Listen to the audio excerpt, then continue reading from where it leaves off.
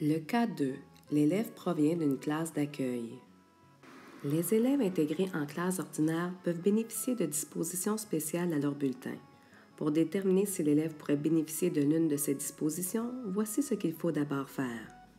Avant tout, à chacune des étapes et selon les normes et modalités de l'école, une évaluation formelle devra être faite dans toutes les disciplines scolaires en s'appuyant sur le programme de formation de l'École québécoise, sur les différentes progressions des apprentissages, de même que sur les cadres d'évaluation prescrits par le ministère. En fait, les élèves intégrés en classe ordinaire sont évalués comme les autres élèves de la classe. Ensuite, en se basant sur les résultats scolaires, il sera exceptionnellement possible pour certaines disciplines où l'élève n'est pas encore en réussite de remplacer les résultats en pourcentage au bulletin par une cote, soit la cote IS. L'usage possible ou non de cette cote dépend également de la discipline scolaire et du moment de l'année. Pour ce qui est de la discipline français langue d'enseignement, si l'élève n'est pas en réussite dans cette matière, la cote IS peut être utilisée pour les 3 étapes de l'année scolaire. Alors, au lieu de voir apparaître un résultat en échec sur le bulletin scolaire, le parent et l'élève pourront voir la cote IS qui signifie intégration scolaire et le commentaire explicatif suivant. L'élève s'approprie les codes sociaux du milieu scolaire, s'initie à diverses méthodes d'apprentissage et de travail en classe et développe son autonomie. À défaut de pouvoir donner un résultat sur les apprentissages pour les 3 compétences du français langue d'enseignement, une appréciation doit être communiquée à la discipline ILSS. Ainsi, en utilisant l'outil de référence des paliers associés à cette discipline, l'enseignant est donc en mesure de donner une appréciation à chacune des compétences langagières, soit pour communiquer oralement en français, lire et écrire.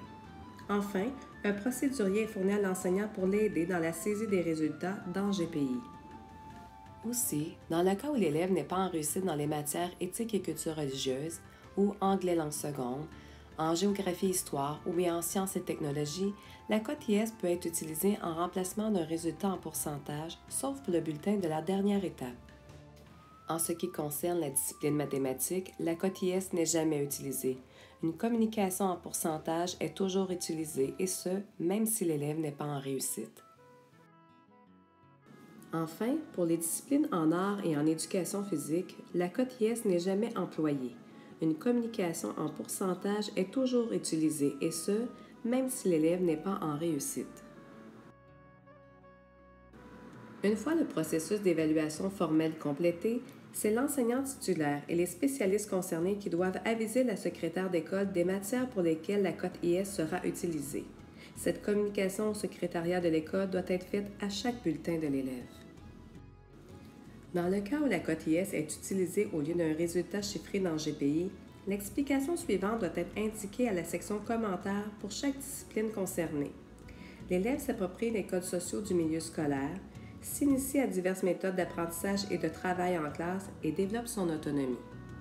Cependant, des dispositions particulières s'appliquent aux élèves intégrés en 6e année.